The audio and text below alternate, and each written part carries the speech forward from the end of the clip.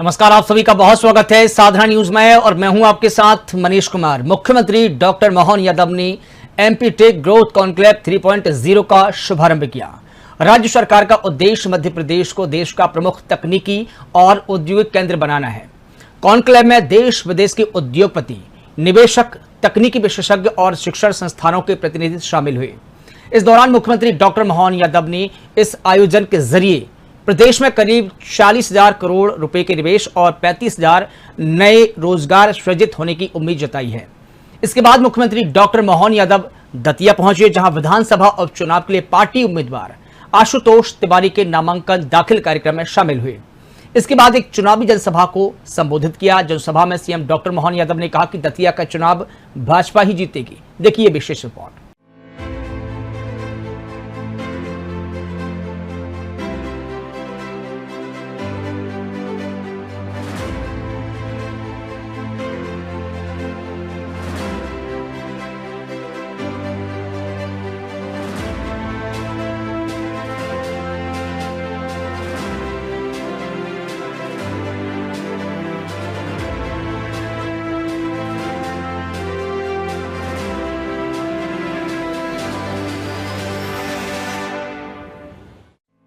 राजधानी भोपाल में MP take growth conclave 3.0 का शुभारंभ हो गया है।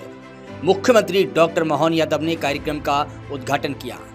मध्य प्रदेश को देश का प्रमुख तकनीकी और औद्योगिक हब बनाने के उद्देश्य से आयोजित इस कॉन्क्लेव में देश विदेश के उद्योगपति, निवेशक और नीति विशेषज्ञ शामिल हुए। इस दौरान मुख्यमंत्री डॉक्टर मोहन यादव ने कहा कि पिछले 12 सालों में भारत ने दुनिया में सबसे तेज गति से विकास करने वाले देशों में अपनी खास पहचान बनाई है।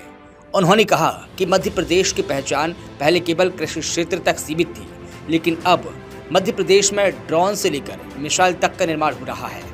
मुख्यमंत्री डॉक्टर मोहन यादव ने कहा कि इस कॉन्क्लेव में 51 प्रकार की विभिन्न गतिविधियां आयोजित की जाएंगी। इनके माध्यम से प्रदेश में करीब 40,000 करोड़ रुपए के निवेश और लगभग 35,000 रोजगार के नए अवसर सृजित होंगे।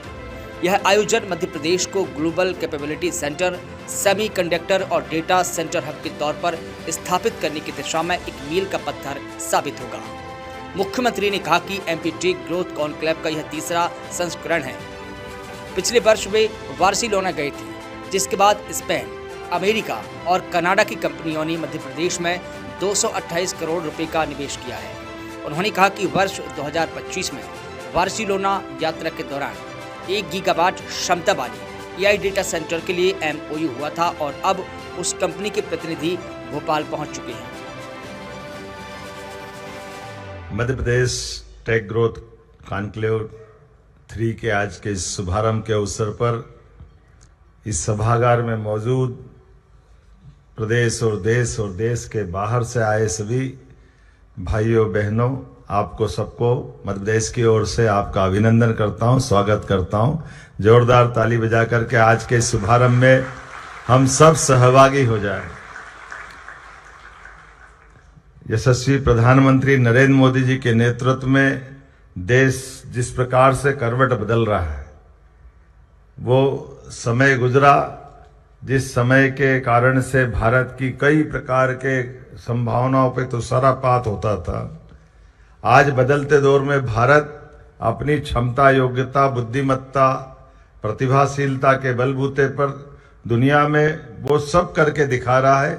आज जब मैं आपके साथ बात कर रहा हूं, हमारे प्रदेश के लिए भी मध्य प्रदेश की पहचान पहले केवल एग्रीकल्चर, माइनिंग, फॉरेस्ट के माध्यम से पहचानी जाती थी, लेकिन आज बदलते दौर में डिफेंस से लेकर ड्रोन तक, साइंस टेक से लेकर एनर्जी तक, इंडस्ट्रियल कॉरिडोर से लेकर फ्यूचर ग्रोइंग सेक्टर तक हर क्षेत्र में मध्य प्रदेश तेज गति से आगे बढ़ रहा है। मैं आपको बधाई देना चाहता हूं। आपके साथ जुड़ करके मध्य प्रदेश अब तेज गति से आगे बढ़ने वाले राज्यों में शामिल हुआ है और ये हमारे लिए सौभाग्य की बात है। ये गौरव और हर्ष का विषय 2024 से टेक ग्रोथ कॉन्क्लेव की यात्रा से प्रारंभ हुआ और इसका आज तीसरा संस्करण है।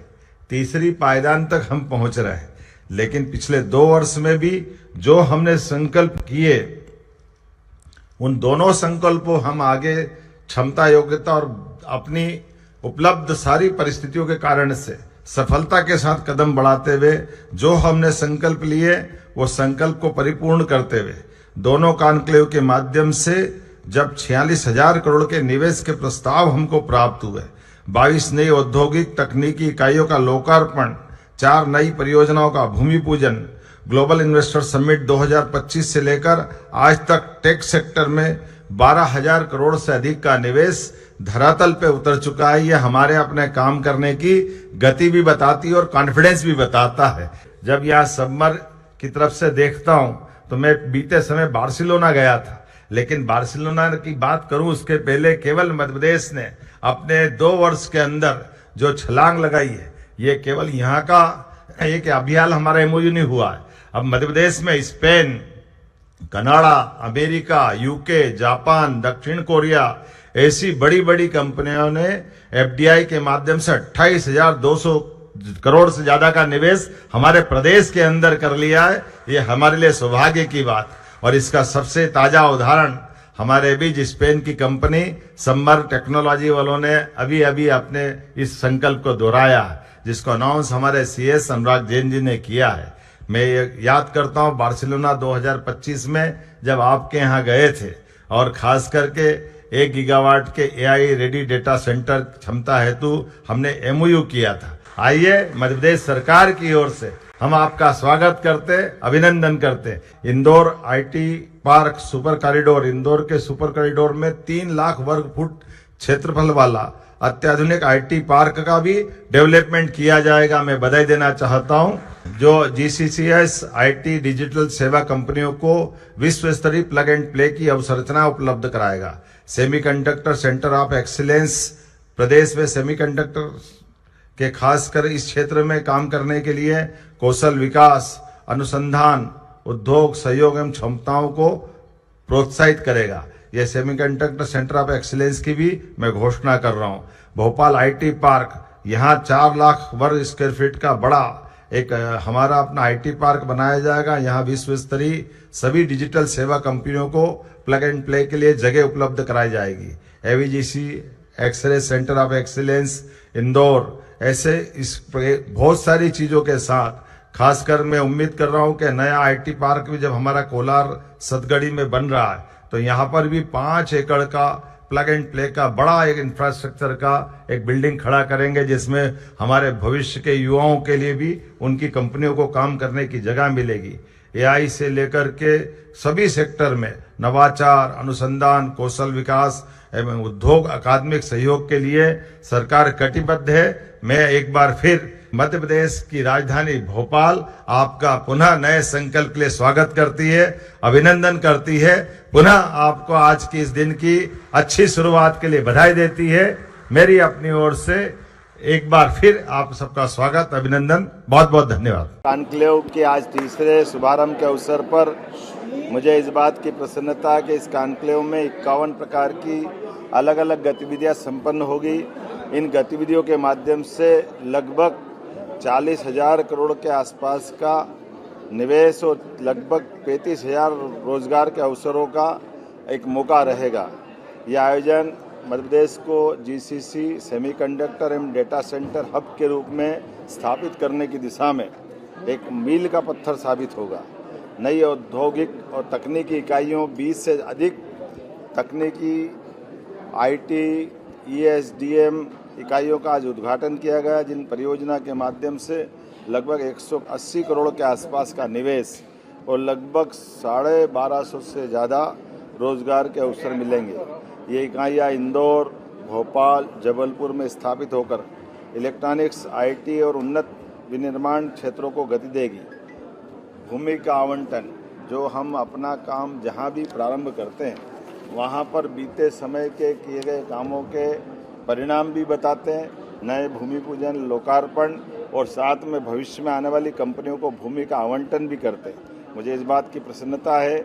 उसी क्रम में आज 8 कंपनियों को आईटी पार्क भोपाल और आईटी पार्क सिंहासा इंदौर में भूमि आवंटन हेतु एलओए भी जारी किए गए हैं। इन परियोजनाओं से लगभग 205 करोड़ के नए निवेश के फिर 1242 नए रोजगार के अवसर प्राप्त होंगे। इससे आईटी, ईएस, डीएम एवं डिजिटल उद्योगों का विस्तार होगा और खास करके आज मैंने कुछ नई घोषणाएं की है। इन घोषणाओं में इंदौर में सुपर कॉरिडोर में नया IT park, semiconductor centre of excellence, Bhopal का आईटी पार्क में नया IT tower, AVGS XR centre of excellence, Manthan hub artificial intelligence centre of excellence, Bhopal के कोलार में नया प्लग एंड प्ले जो हमारे नए भविष्य के उद्यमी लोगों को जगह उपलब्ध कराएगा। और इसी सब के लिए जो हमारी पॉलिसियां तो है ही, हम पॉलिसियों से बढ़कर के निवेशकों के लिए सीसीआईपी में बैठ कर के उनको भविष्य में आगे बढ़ने के लिए सभी प्रकार की अनुकूलता उपलब्ध कराते हैं। उसी का परिणाम है कि एमराल्ड कंपनी की पीसीबी मैन्युफैक्चरिंग परियोजना को 422 करोड़ की सीसीआईपी की स्वीकृति भी आज हमने प्रदान की है। इस परियोजना से लगभग 325 रोजगार के अवसर प्राप्त होंगे। इससे प्रदेश को इलेक्ट्रॉनिक्स एवं सेमीकंडक्टर विनिर्माण क्षेत्र में मजबूत आधार के साथ देश और दुनिया में पहचाना जाएगा। आज हमने कई महत्वपूर्ण एमओयू भी किए हैं, जिसमें गूगल प्ले के साथ आर्टिफिशियल इंटेलिजेंसी और खास करके डिजिटल क्षमता के साथ एक जो हमने एमओयू किया, इसका लाभ मिलेगा। इन साझेदारियों से उभरती हुई प्रौद्योगिकियाँ, डिजिटल नवाचार, कौशल विकास, मध्य प्रदेश तकनीक, नवाचार और निवेश का नया केंद्र बन रहा है। आइए हम सब मध्य प्रदेश के निर्माण में सहभागी बने, विकसित भारत 2047 के संकल्प को पूरा करें। मेरी अपनी ओर से औद्योगिकरण के लिए नवाचार के माध्यम से नए सेक्टर में प्रवेश करते हुए मध्य प्रदेश की छलांग को हम जाने समझे और सहयोग के साथ आपके माध्यम से मध्य प्रदेश अपनी एक नई पहचान बनाए। मुझे इस बात की भी प्रसन्नता है, यशस्वी प्रधानमंत्री के नेतृत्व में गुजरात के बाद मध्य प्रदेश सेमीकंडक्टर के क्षेत्र में ये जो नई छलांग लगाने जा रहा है, ये बहुत उल्लेखनीय है और भविष्य की बहुत सार्थक गति के साथ बढ़ने वाली एक छलांग रहेगी। मेरी अपनी ओर से सबको बहुत बहुत बधाई। वहीं मुख्यमंत्री डॉक्टर मोहन यादव दतिया में बीजेपी उम्मीदवार आशुतोष तिवारी के नामांकन कार्यक्रम में शामिल हुए। कार्यक्रम में पूर्व गृह मंत्री डॉक्टर नरोत्तम मिश्रा, प्रदेश अध्यक्ष हेमंत खंडेलवाल, डिप्टी सीएम जगदीश देवड़ा और प्रदेश प्रभारी शामिल हुए। नामांकन दाखिल करने के बाद मुख्यमंत्री डॉक्टर मोहन यादव ने एक जनसभा को संबोधित किया। सीएम ने कहा कि दतिया में पूर्व गृह मंत्री डॉक्टर नरोत्तम मिश्रा के समय जो विकास के काम तेजी से चल रहे थे, कांग्रेस के समय उन पर ब्रेक लगा दिया गया।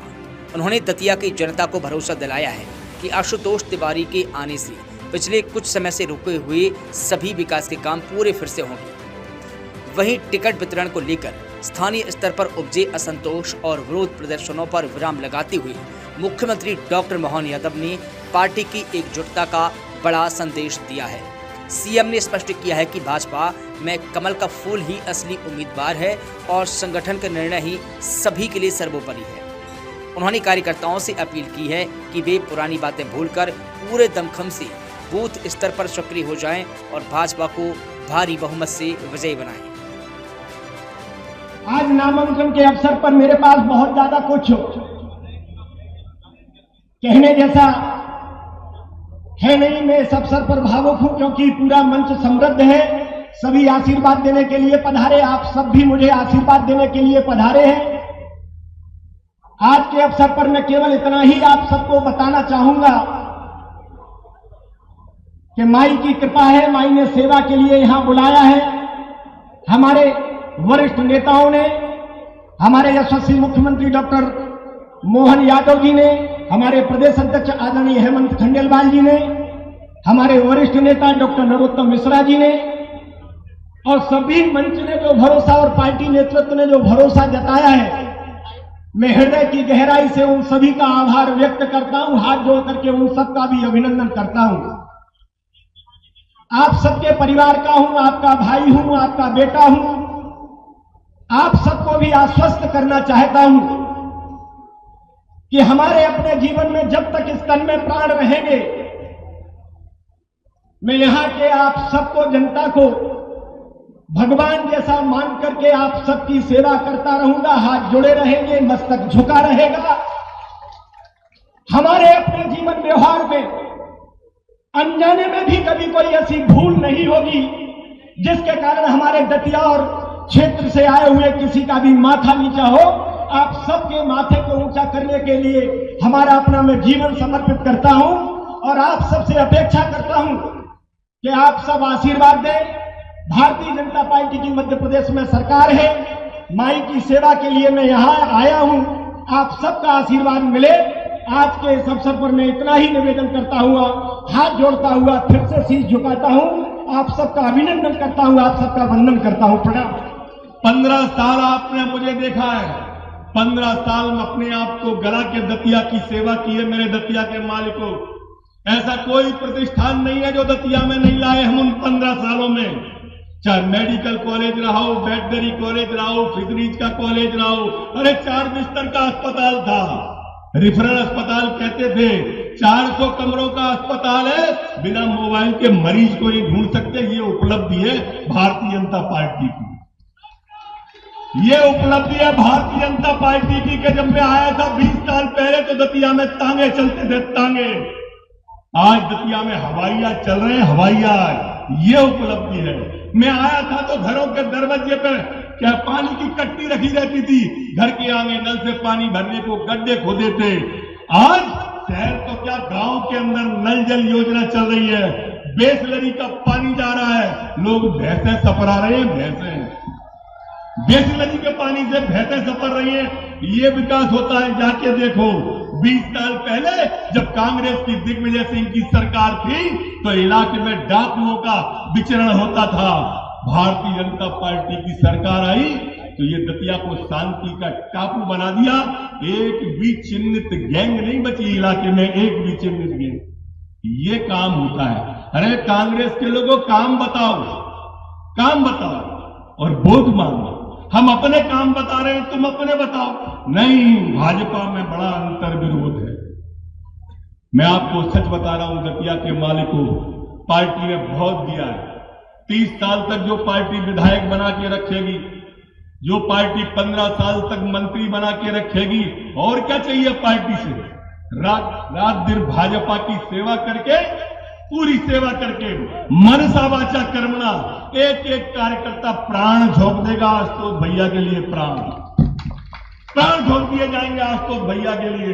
ये भ्रम और मुगालते में कोई नहीं रहे कि कोई कार्यकर्ता घर बैठेगा। 16 तारीख से स्वयं यहीं पे डेरा जमाएंगे सारे कार्यकर्ताओं के साथ में। मेरे दतिया के माल को एक एक दरवाजे पर अपना शीश नवाऊंगा, एक एक गांव के अंदर जाऊंगा, आशुतोष को जिताऊंगा। हमारा ये देश मोदी के नेतृत्व में लगातार नई ऊंचाइयों पे जा रहा है।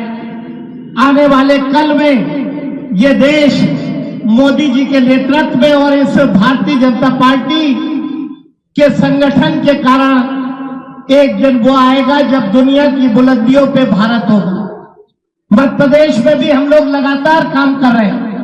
हमारे मुख्यमंत्री जी, चाहे उद्योग का मामला हो, चाहे कृषि का मामला हो, चाहे स्वास्थ्य का मामला हो, चाहे शिक्षा का मामला हो, चाहे इंफ्रास्ट्रक्चर का मामला हो, इसे लगातार मजबूत करने का काम कर रहे हैं। और वैसा ही विकास, बल्कि उससे भी आगे दतिया का किसी ने किया तो हमारे वरिष्ठ नेता नरोत्तम मिश्रा जी ने किया। मैं आप सबको विश्वास दिलाता हूं कि आशुतोष तिवारी जी को आपका आशीर्वाद मिले, भारतीय जनता पार्टी भारी बहुमत से जीते। ऐसे नरोत्तम जी का जोरदार अभिनंदन कर रहे हैं। आपने भावनापूर्ण व्यक्ति से अपने काम को दिल से काम करके बताया। और ऐसे ही आशुतोष तिवारी जी का भी जोरदार अभिनंदन करें। आपके अपने भारतीय जनता पार्टी के यहाँ के प्रत्याशी, मंच पर विराजमान माननीय श्रीमान प्रभारी मंत्री एडल सिंह कंथाना जी, आपका भी स्वागत अभिनंदन। माननीय मंत्री राकेश शुक्ला जी, आपका स्वागत अभिनंदन। माननीय मंत्री नारायण कुशवाहा जी, आपका भी स्वागत अभिनंदन। माननीय सांसद भरत सिंह कुशवाहा जी, जोरदार अभिनंदन करें।